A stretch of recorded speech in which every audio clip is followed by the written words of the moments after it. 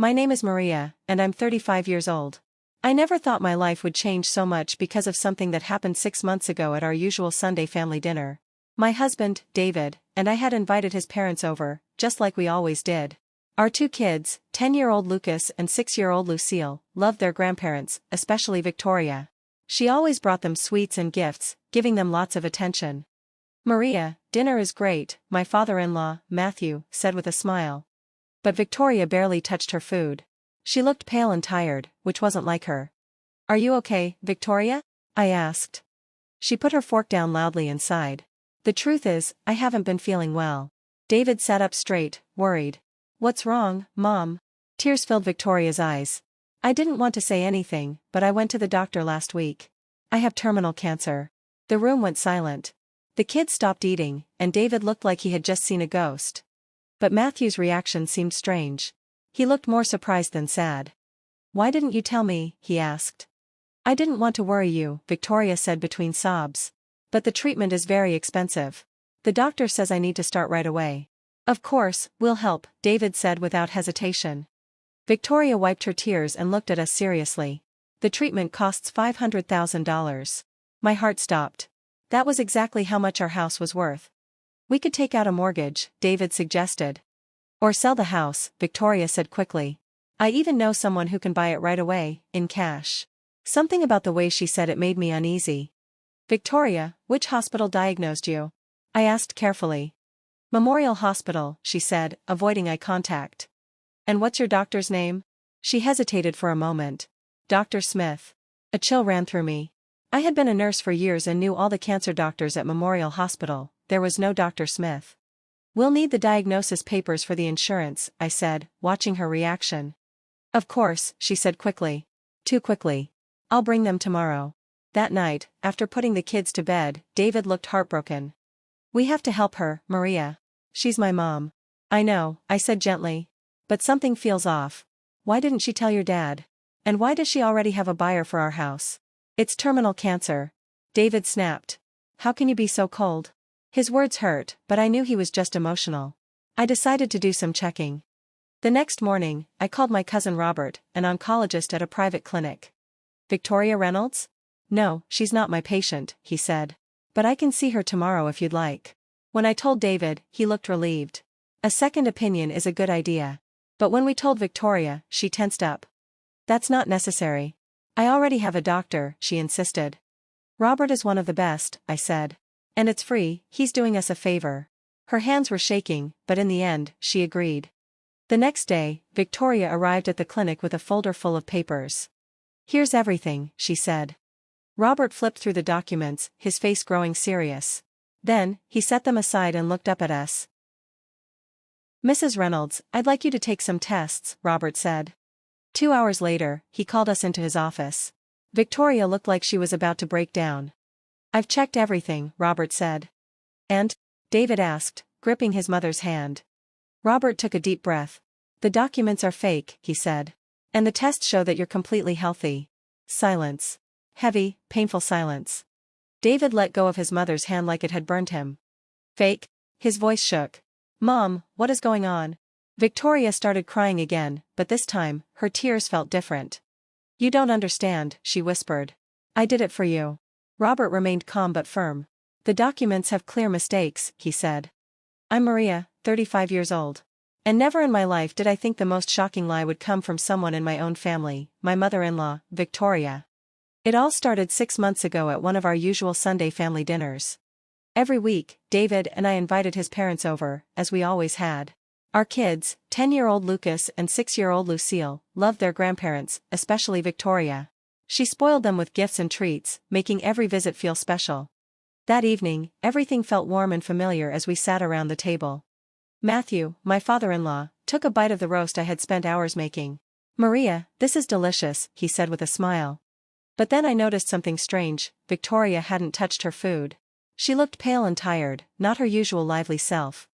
I watched her for a moment, then asked gently, Victoria, are you feeling okay? She put her fork down with a loud clatter, making everyone look at her. The truth is, she said, her voice shaking. I haven't been feeling well. David immediately sat up, his face filled with worry. What's wrong, Mom? He asked. Victoria's eyes filled with tears. She looked down at her plate, and in that moment, I felt something shift in the air. "I've been hiding it," she whispered, barely audible. "But I went to the doctor last week, and they told me I have terminal cancer." The room went completely quiet. It felt like time stopped. The kids, who had been eating just a moment ago, froze mid-bite, their little hands still. David's face went pale, his shock obvious as he tried to process her words. But when I looked at Matthew, something felt off. He seemed more surprised than upset. It wasn't the reaction I expected. "Why didn't you tell me?" Matthew's voice shook with disbelief. "I didn't want to worry you," Victoria replied, wiping her eyes. "But the treatments, they're so expensive. The doctor said I need to start right away." David leaned forward without hesitation and took her hand. "Of course, we'll help with whatever you need, Mom." Victoria quickly wiped her tears and continued, her face now more serious. "The full treatment costs $500,000, she said flatly. The number hit me like a punch to the gut. It was exactly how much our house was worth. I felt a lump in my throat as I processed what she was saying. David turned to me, his eyes full of worry. "We could take out a mortgage," he suggested, his voice shaky. "Or you could sell the house," Victoria said quickly, almost too quickly. "I know someone who's interested. They'd pay in cash immediately." There was something cold in her voice that made my stomach twist. I tried to stay calm despite the growing unease. "Victoria, which hospital did you go to for your diagnosis?" I asked, keeping my voice steady. "The Memorial Hospital," she answered, not looking at me. "And what's your doctor's name?" She hesitated for a second, her eyes flicking to the side before she said, "Dr. Smith." A chill ran through me. I had worked as a nurse for years and knew all the oncologists at Memorial Hospital, and there was no Dr. Smith. I kept my voice steady. "We'll need the diagnosis papers for the insurance," I said, watching her carefully. "Of course," she said quickly, almost too eager. "I'll bring them tomorrow." That night, after putting the kids to bed, I could see how crushed David was. He was pacing, lost in his thoughts. "We have to help her, Maria. She's my mom." His voice was full of emotion, his eyes begging for understanding. "I know, love," I said gently, trying to stay calm. "But something doesn't add up. Why didn't she tell your father? And why does she already have a buyer for the house?" David's face twisted in frustration. "It's terminal cancer, Maria." His voice raised, sharp with emotion. "How can you be so cold about this?" His words hurt, but I understood. He was in pain. I tried to stay calm and said softly, "I'm just trying to understand everything." The next morning, I made a few calls. My cousin Robert was an oncologist at a private clinic, and I knew he could help. "Victoria Reynolds?" Robert asked when I mentioned her name. "No, she's not one of my patients. But I can see her tomorrow if you want." Victoria sank into her chair, the weight of her actions clearly sinking in. Robert and I exchanged a look, and I could see his concern. "Maria," Robert said gently, his voice calm but firm. "I need to file an official report. What do you want to do?" Before I could answer, the door creaked open. It was Matthew, David's father. "There's no need for that," he said, sounding exhausted. His face showed deep disappointment. "I'll take care of this." "Matthew?" Victoria's voice shook with disbelief. "What are you doing here?" "I followed you," he said simply. "I knew you were lying. I found the fake documents on your computer last week." "You knew?" Victoria gasped, looking horrified. "And you didn't say anything?" "I wanted to see how far you'd go," Matthew replied, shaking his head. "But this is worse than I imagined." He turned to Robert and me, his voice firm. "I'm filing for divorce tomorrow," he stated. "And I'll make sure Victoria gets the psychological help she needs." "Divorce?" Victoria paled, realizing the weight of her actions. "Yes," Matthew said, his voice steady.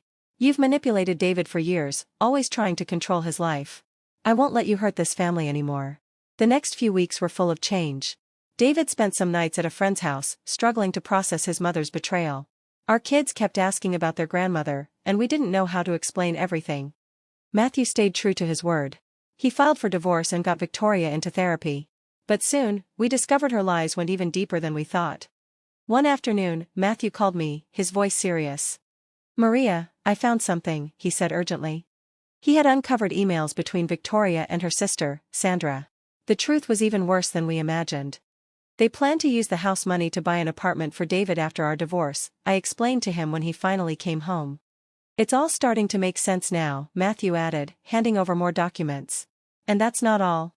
She even contacted a lawyer about helping David get full custody of the kids." David sat down heavily on the couch, looking completely drained. "Why?" he whispered. "Why would she do this?" The answer came a week later, during a family therapy session that Victoria's therapist had suggested. Suddenly, Victoria burst out, frustration in her voice. She's not good enough for you. She comes from a middle-class family. She's an orphan, and that's enough, the therapist interrupted firmly. Victoria, we've talked about class prejudice. Victoria's face crumpled, and for the first time, she looked vulnerable. I just wanted the best for my son, she murmured. My mother always told me we had to keep our status, that money should stay in the family. David leaned forward, his voice calm but firm. So you faked having cancer? Just because of social status? The therapy session uncovered years of controlling behavior, deep prejudices, and unspoken fears. Meanwhile, we had another difficult task, explaining to our children why they wouldn't see their grandmother anymore. They had always been so close to her. One evening, Lucille sat on the couch, looking worried. Is Grandma Victoria sick? She asked softly, her big eyes full of concern. David and I exchanged a glance, knowing we had to choose our words carefully. No, sweetheart, I said gently, stroking her hair. Grandma isn't sick, but she is getting help to learn how to make better choices. Lucille frowned, trying to understand. Then, her brother Lucas spoke up.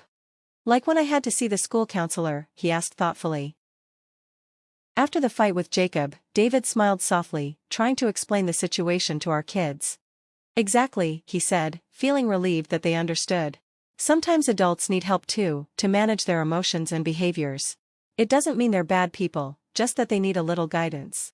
We didn't realize how much this situation would affect them, but we were determined to help them through it as best as we could.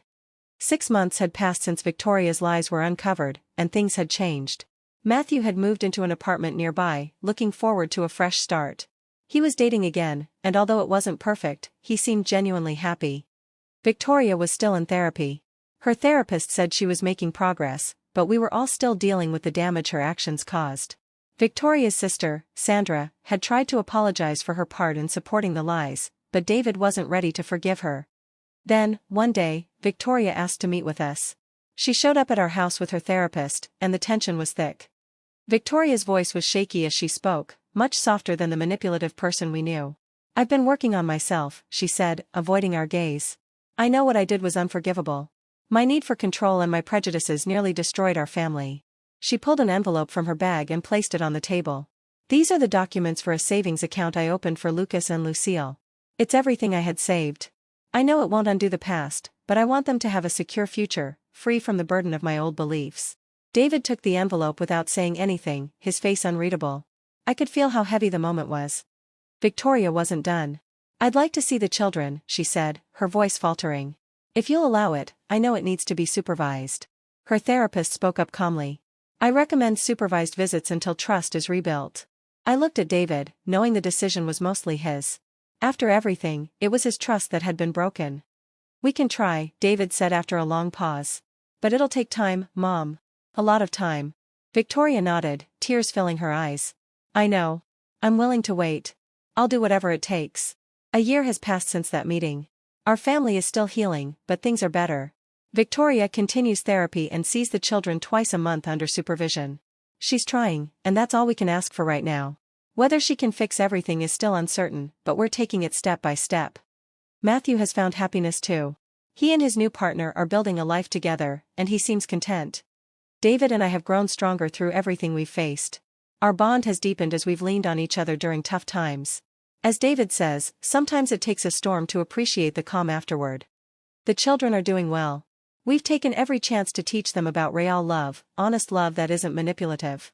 We've taught them that honesty, even when it's hard, is always the best choice. It hasn't been easy, but we're doing our best to raise them with integrity and resilience. As for our home, it's still ours. But it means more now. It represents our strength as a family, our ability to overcome hardship, and the importance of truth, no matter the consequences. Because, in the end, a real home isn't built on lies, it's built on love, honesty, and the willingness to grow together, even through the toughest times. Thanks for watching. If you enjoyed the story, like the video and subscribe to our channel. Where justice always finds its way. See you next time.